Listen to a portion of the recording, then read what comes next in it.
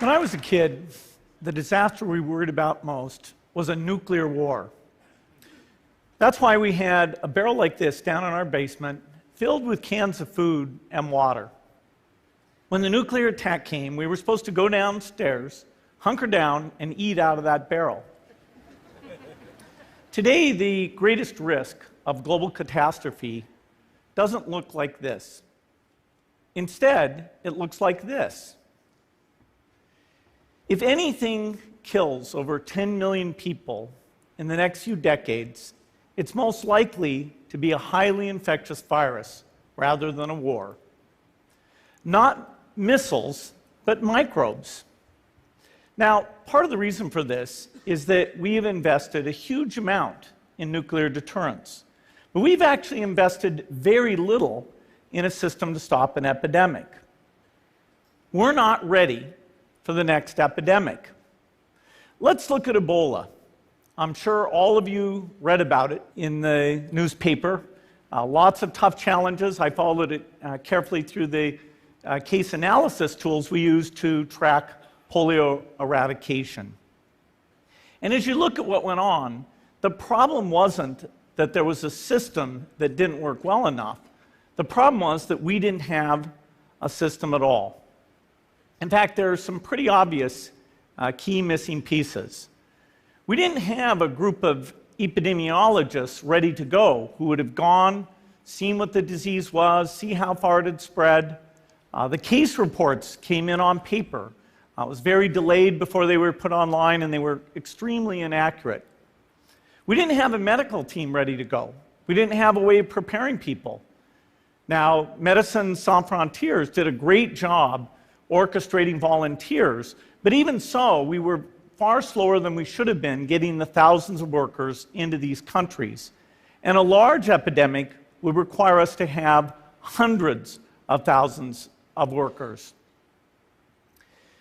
There was no one there to look at treatment approaches, no one to look at the diagnostics, no one to figure out what tools should be used. As an example, we could have taken the blood of survivors, processed it, and put that plasma back in people to protect them. But that was never tried. So there was a lot that was missing, and these things are really a global failure. The WHO is funded to monitor epidemics, but not to do these things I talked about. Now in the movies, it's quite different. There's a group of handsome epidemiologists ready to go. They move in, they save the day, but that's just pure Hollywood. The failure to prepare could allow the next epidemic to be dramatically more devastating than Ebola. Let's look at the progression of Ebola over this year. About 10,000 people died, and nearly all were in the 3 West African countries. There's 3 reasons why it didn't spread more. The first is there was a lot of heroic work by the health workers. They found the people and they prevented more infections. The second is the nature of the virus. Ebola does not spread through the air. And by the time you're contagious, most people are so sick that they're bedridden. Third, it didn't get into many urban areas, and that was just luck.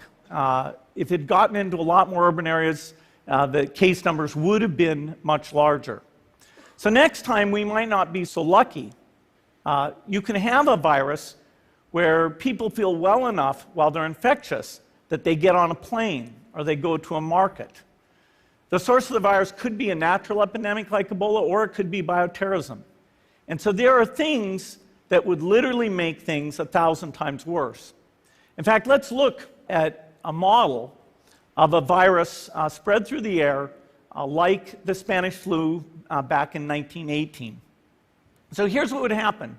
It would spread throughout the world very, very quickly.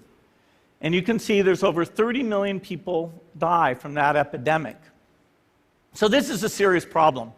We should be concerned. But in fact, we can build a really good response system. We have the benefits of all the science and technology that we talk about here.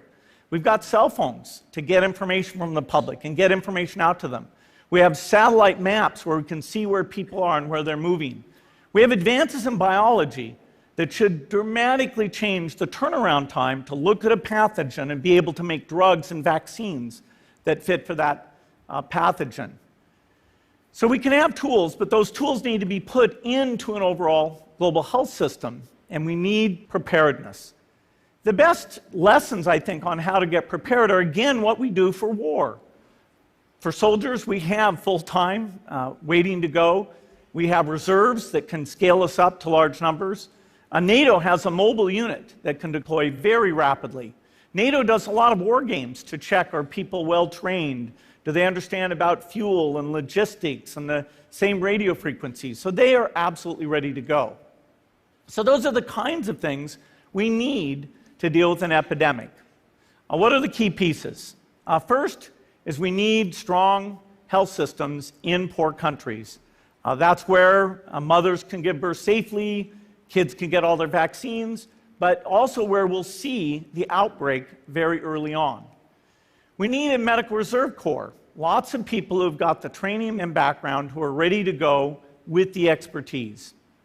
And then we need to pair those medical people with the military, taking advantage of the military's ability to move fast, do logistics, and secure areas. We need to do simulations, germ games, not war games, so that we see where the holes are. The last time a germ game was done in the United States was back in 2001, and it didn't go so well. So far, the score is germs 1, people 0. Finally, we need lots of advanced R&D in areas of vaccines and diagnostics. There are some big breakthroughs, like adeno-associated virus, that could work very, very quickly. Now, I don't have an exact budget for what this would cost, but I'm quite sure it's very modest compared to the potential harm. The World Bank estimates that if we have a worldwide flu epidemic, global wealth will go down by over $3 trillion, and we'd have millions and millions of deaths. These investments offer significant benefits beyond just being ready for the epidemic. The primary health care, the R&D, those things would reduce global health equity and make the world more just as well as more safe. So I think this should absolutely be a priority. There's no need to panic. We don't have to hoard cans of spaghetti or go down into the basement. But we need to get going because time is not on our side. In fact, if there's one positive thing that can come out of the Ebola epidemic, it's that it can serve as an early warning, a wake-up call to get ready. If we start now, we can be ready for the next epidemic. Thank you.